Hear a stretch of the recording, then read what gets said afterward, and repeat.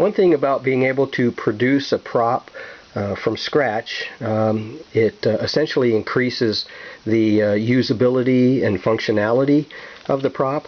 And as shown in this one, I went ahead and put some color on this, even though it's not fully sanded or completed, but I wanted to get some sense of actually how it would look with color. And of course, as before, these portions here, these rings will actually rotate, and they're created in 3 parts. This is one of the rings, and it's set up to not slide down but lock in. Same with this one.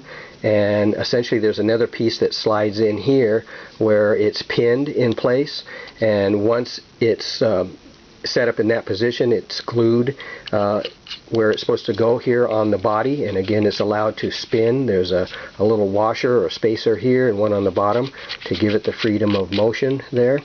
And I also wanted to show that it's again still magnetic. There's a magnetic piece that fits like that, so this can be interchanged. It could be of any color, you know, gold, could be the color of the department that it's used in, you know, things like that.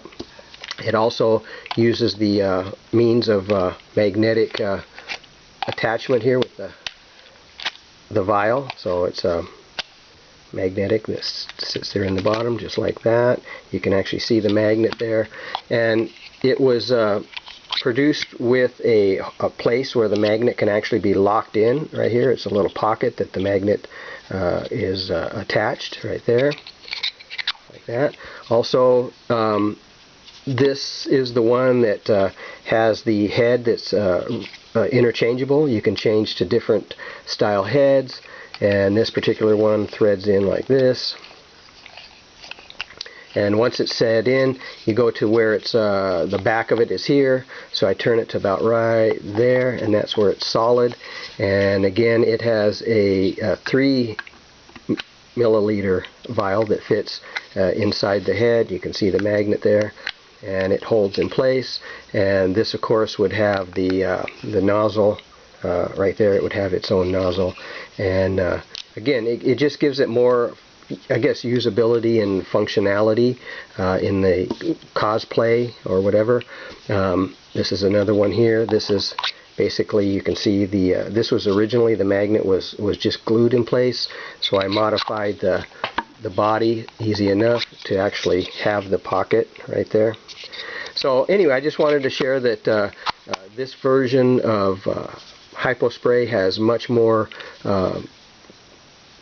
things to do with it. It has the cavity, you could put things in, do whatever. The pieces come out very clean with minimal sanding and filling. I do use a spot putty that can be used to smooth it on there, let it dry. It sands off real clean, and then you can actually paint in whatever color you prefer. So again, electronics can be added. These are little switches that can be applied to the buttons.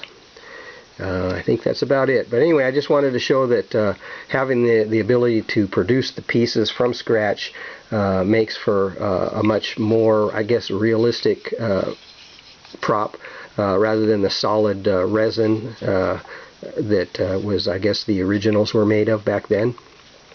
So anyway, thank you for watching, and I'll carry on.